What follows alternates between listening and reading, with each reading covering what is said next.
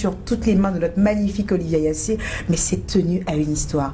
Sais-tu que ce que Olivia Yassé porte sur la tête, c'est une calebasse qui représente en fait la femme Akan qui va puiser de l'eau à la rivière. C'est la femme Akan, ça. Akan, justement, c'est une ethnie de la Côte d'Ivoire. Ok. Et donc, ce qu'elle porte sur la tête, en fait, c'est une calebasse qui représente justement, on va dire, le support que la femme Akan utilise en fait pour aller puiser de l'eau à la rivière. Et la tenue, en fait, c'est des coris essentiellement fait de la main, qui représente justement encore la femme Akan, brave, la femme Akan en fait qui donne la vie, la femme Akan en fait qui est une warrior. Et on aperçoit une touche d'orange au travers de cette tenue qui représente en fait le drapeau de la Côte d'Ivoire. Wow. Cette tenue a une grosse signification, en plus d'être belle, il y a un message qui est véhiculé derrière. Ouais, et c'est pour ça que je me suis carrément braquée là-dessus. Franchement, j'ai adoré la tenue. Bon, en tout cas, pas encore répéter que Olivia est magnifique. Voilà, c'est que ouais, j'ai envie de le dire encore qu'elle est magnifique. Mais bon, je pense que le monde entier sait qu'Olivia est magnifique. Elle est magnifique et bravo à la styliste, c'est passé, elle fait un travail de ouf. C'est remarquable. Justement, quand je regarde le chapeau que tu nous portes aujourd'hui, c'est un peu dans l'esprit de la Falaision. Ouais, bon, Olivia, comment elle s'appelle? Olivia Yassé. J'attends ça pour moi. T'as vu ça? Le message va passer. Mais très rapidement. Et donc, c'était un peu ça pour les tenues de Olivia Yassé. C'était un peu ma manière à moi de lui dire qu'on la soutient à la Soul Attitude.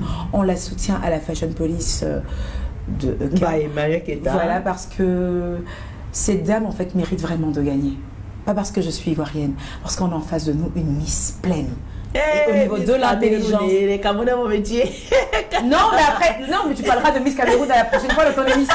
Là, moi, je parle de Miss Côte d'Ivoire, j'ai quand même le droit. J'espère bien que j'adore les Camerounais. J'adore les Camerounais, mais la charité bien ordonnée commence par soi-même. On va continuer tout de suite pour le bac Aïcha commence à crier avec Maman Tina Glamour. Eh oui, qui aurait cru que j'aurais parlé de Maman Tina Glamour dans ma rubrique? Eh ouais. Parce que figure-toi que Maman Tina Glamour a changé de make-up artiste. Bah, c'est plus Rafna qui la maquille. Rafna, sa petite fille. Celle qui avait 2 ans, 3 ans. Non, c'est plus Rafna qui la maquille. Ah, c'est elle qui la maquillait? Bah, je pense bien, non? Non, mais attends, elle se maquille comme ça avant que la petite ne naisse. Ah bon? Ah, j'avais l'impression que c'était bébé Rafna qui la maquillait. Non, Maman Tina, c'est une américaine. Hein. Ah, d'accord. Et on la critique pas trop, à crier sur moi. Maman Tina, c'est moi, ta jumelle. C'est vrai qu'elle donne pas, c'est vrai, pardon. Faut pas... Elle rigole pas. Hein. Alors, Maman Tina Glamour, en fait, a changé de make-up artiste, comme je le disais. C'est plus bébé Rafna. Maman Tina a décidé maintenant de mettre son magnifique visage dans les mains d'un professionnel. Ah, regarde-moi ça. Elle est sublime. Elle est sublime. Moi, j'ai vu ça. Je ne commande pas, je ne la suis pas, mais quand j'ai vu cette photo, je suis allée sur la page. J'ai dit, maman, t'adore. Elle est juste magnifique. Elle a croqué. Parce que Maman Tina, à la base, c'est une belle femme. Ouais. Maman Tina a beau se tracer des crayons qui partent de là jusqu'à là, qui est censé la rendre laide, elle n'arrive pas à être laide. C'est là où j'ai compris en fait que la dame c'est un canon. En fait. Ouais, c'est vrai que waouh. Et parce qu'avant son maquillage c'était pas possible en fait. Oui, je sais. C'était elle. Oui, c'était elle, mais c'était pas du tout beau en fait. C'était pas du tout beau parce que Maman Tina a un beau visage et elle se mettait les crayons un peu trop gros. Oui, on est dans la Fashion Police. Oui, je veux dire à Maman Tina. J'assume. C'est ma maman. Attends, après elle va faire la Elle peut faire ce qu'elle veut de moi. C'est ma maman, ça ne bouge pas. Je lui dis sauf que le maquillage d'avant là. Maman Tina, où le crayon commence par ici, il revient là. C'est vrai que c'est ta marque de fabrique, mais c'est pas beau. Voilà, le mot est lancé, c'est pas beau. Ça lui obscurcit le visage, c'était pas beau. C'est vrai que là, mais quand j'ai vu sa photo, je dis ah, voici ma maman. On peut faire ça. Voilà ma maman, elle peut même nous raser. Elle est plus jeune que nous. Franchement, elle est magnifique. Non, elle est sublime. Je lui dis vraiment ça pour qu'elle reste vraiment sur cette lancée en fait. Parce que c'est la mère de Didier Arafat. Mais avant d'être la mère de Didier Arafat, c'est notre icône à nous.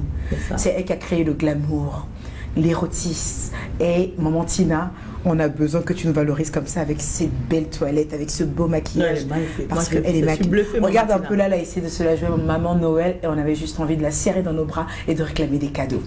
Eh bon, Maman Tina, les cadeaux. On t'aime, Maman Tina. On veut des pectos. Donc, on avait ce week-end aussi du côté du Nigeria, Davido. Tu connais Davido? Ah, bah oui, je connais Davido. Oh là là, Davido. Ah, Davido? Non, je l'aime bien. Je l'aime c'est tout?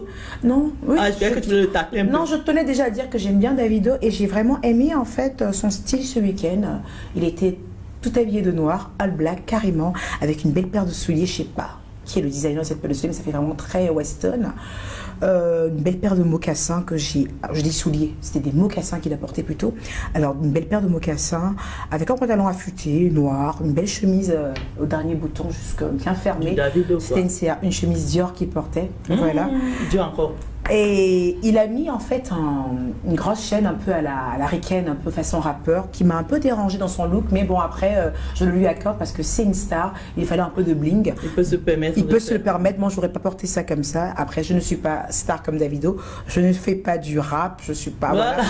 Donc on lui accorde vraiment son look all black avec ses petites touches très rappeur, la petite touche qui fait un peu rappeur, on va dire un peu bad boy et tout ça. On se dit why not, on a adoré. Nous avons encore ma petite favori, ouais je sais, ça fait quand même la deuxième fois que je parle d'elle dans mon émission, c'est, dans ma rubrique, c'est...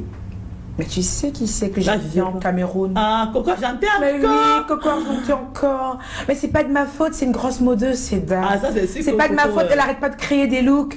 Ouais. Elle n'arrête pas de créer des looks, elle n'arrête pas de poster photo sur photo. Elle entretient sa page à fond. Moi, j'arrive même plus à commenter. On n'arrive plus à suivre. On suit plus. On n'arrive plus à suivre. Elle est dans la créativité. Mais je fais une émission de mode. Elle me sert ce que je veux. C'est ça. Mais je parle d'elle. Et là, j'ai aimé en fait sa petite tenue que je n'arrive vraiment pas à décrire. Parce que je ne sais pas si elle a pris une sorte de couette.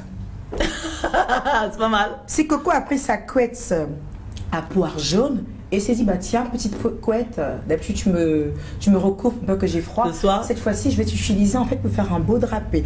Alors je crois que c'est sa couette qu'elle a utilisée, elle a passé par-dessus là, elle a essayé de l'emballer à ce niveau-là, elle a mis des petits points, et puis le résultat est juste magnifique. C'est pas une couette, hein, je suis en train de l'attaquer là. Je pense que c'est que tu attaques. Elle était magnifique, et surtout ce que j'ai aimé en fait, c'est sa coiffure, Aïcha. Moi, Coco, j'arrive plus. Tu sais que j'arrive plus à commenter, oh. J'arrive plus quoi. Parce que c'est vrai que pour ton émission, tu peux faire Coco toutes les semaines. Et on se lasse pas. On se lasse pas. On n'est pas que tous les deux. Voilà, on n'est pas que toutes les deux.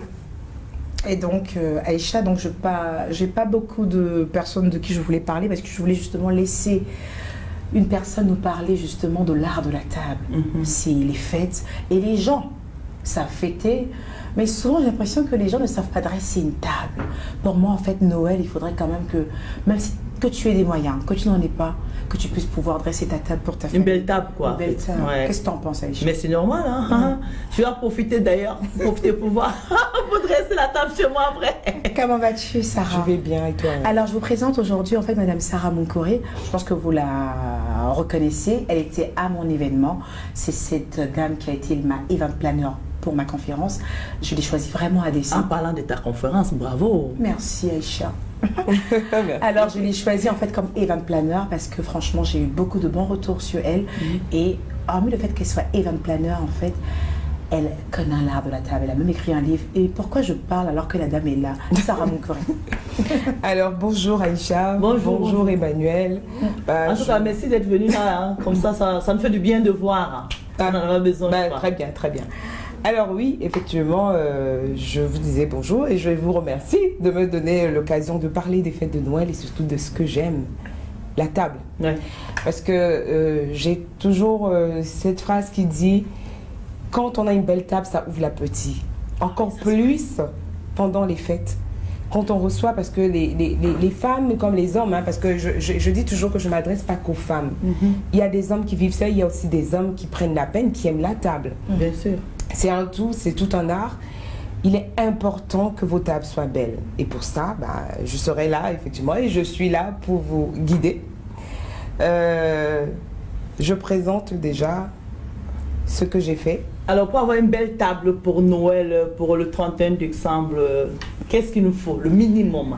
Pour ceux qui n'ont pas les moyens déjà. J'ai envie de dire que c'est pas une question de moyens, c'est une question de goût et c'est de ce qu'on veut présenter sur notre table et ce qu'on veut présenter à sa famille, à nos amis et comment on se fait plaisir en fait.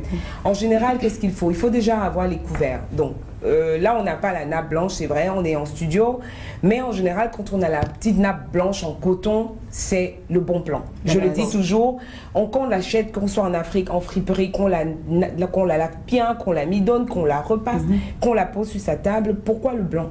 Parce que c'est le meilleur risque. Parce que je dis toujours, pour aller sur des nappes de couleurs, il faut vraiment être à un certain niveau en termes de choix de couleurs et de déco. Mais on part sur le blanc parce que c'est chic, parce que c'est classe, parce que c'est l'intemporel en termes de dressage. Ensuite, il faut avoir ses couverts. Donc la fourchette, le couteau, la petite cuillère. Pour notre dessert, comme ici, j'ai mon couteau, ma fourchette, et là j'ai ma petite cuillère et j'ai ma cuillère à soupe.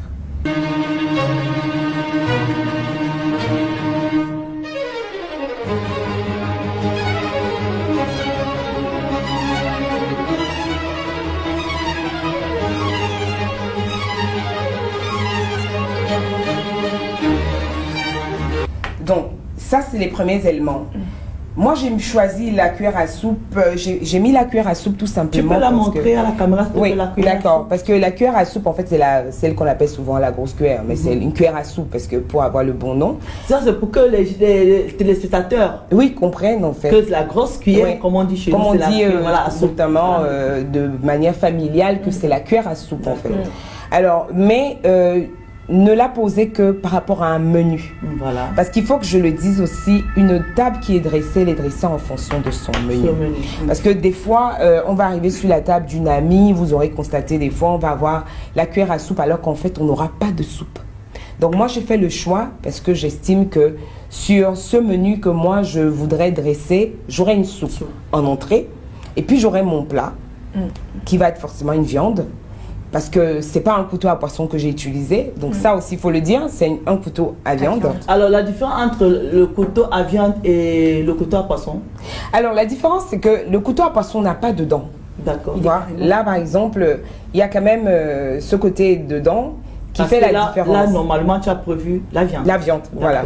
Le poisson, déjà, le couteau de poisson, en général, il est vraiment plat, plus plat, déjà. Et puis, au niveau de la tête, c'est pas formé de la même façon. On a plus